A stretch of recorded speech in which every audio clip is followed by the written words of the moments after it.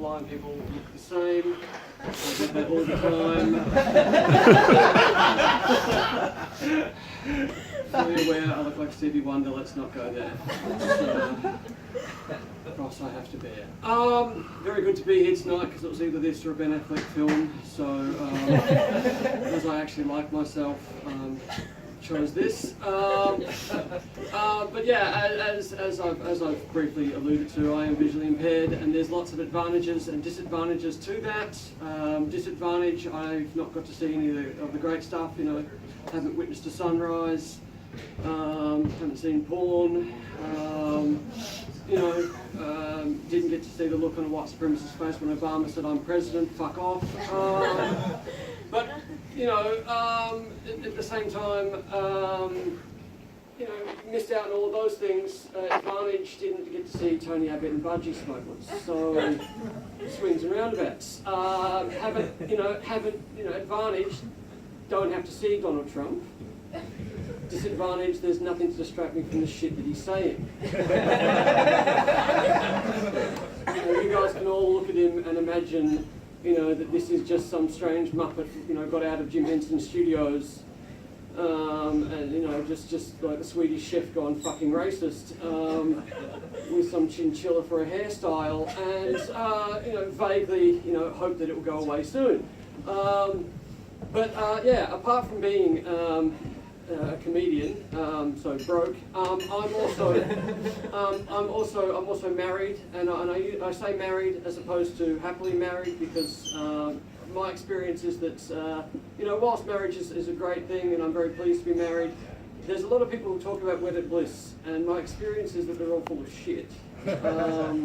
I'll give you an example. I used to grow up. I'm a born-again atheist. I grew up in churches, several years of that, and I'm now an atheist, so hence the term born-again. But I used to have all these people telling me about how you know, after 40 years of marriage, they'd never fight, which just tells me they didn't talk very often. You know, 40 years of marriage, we never went to bed angry, so they just didn't fucking sleep. You know, this is like, there's all these myths to do with marriage, like the idea that the only way to have, you know, as a man, to be in a happy marriage is for your wife to have control of your credit card, always agree with everything she says, and never disagree, even if you know that she's completely wrong. It's far simpler, you just shut the fuck up. And on top of that, find ways that you two can come together. And me and my wife generally unify by making life miserable for telemarketers. That's always quite fun. Also, people who come door to door. I like tormenting them. It's great. I had a person the other day came to my door.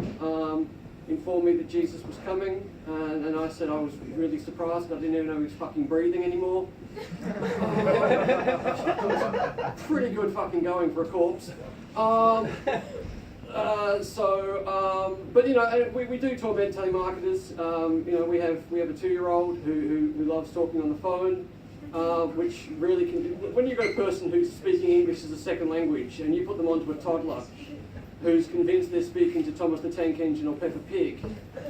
I'm sure there's a few people somewhere that are having breakdowns as a result of us.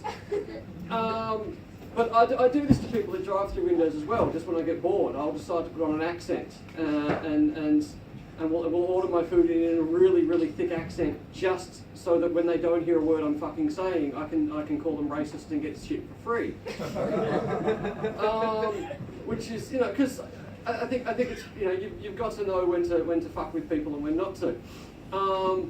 And you know, if you can have fun doing it, why not? On top of that, like I generally like to play with people, mainly because you know, I'm you know, a sadist, and so I had a guide dog for about 6 months, and there's all sorts of reasons why I don't have the dog anymore. But person who was unaware of this asked me what was going on, and I didn't really like them overly much. A number of reasons. You know, they were a ranger who great for Collingwood was top of it. But either way, generally they didn't get on with me, and so I decided to fuck with them. And they were asking me where the dog went, and I said, well, it was really simple. I was on a training exercise with my guide dog, and I'd been given a task of finding a Chinese restaurant in Melbourne CBD that would accept me eating there with my guide dog, and I did. But unfortunately, whilst they would let the two of us in, I didn't realise I'd have to leave with the dog in a bag. So I don't speak to that person anymore. She's fine. I never liked my cousin anyway. But you know, there's a lot of myths though to do with being visually impaired, and a lot of really fucking weird shit that you encounter. Like, for example, I met a person who freaked out that I might imagine her looking a way that she didn't, which is great, except that was the first time I started wondering what the fuck she looked like. So, like, that was dumb. But also, and I love this happens all the time, people come up to me and they start speaking really loudly and slowly once they realise I can't see them. Now, that I don't understand in the slightest. Any more than I understand why you would have ever blown smoke up a person's ass to save their life. But what I also don't get is I've encountered blind people in my friends group who are legitimately like racists and have got real issues with people that aren't Caucasian. And among them is at least one guy from Vietnam and a Dutch bloke. And I just don't think they've been told. I don't understand racism at the best of times, but if you can't fucking see the people that you're being racist towards, it's very confusing for me. No, there's all sorts of stuff. You guys have probably seen, what we call good television in this country. So free to wear.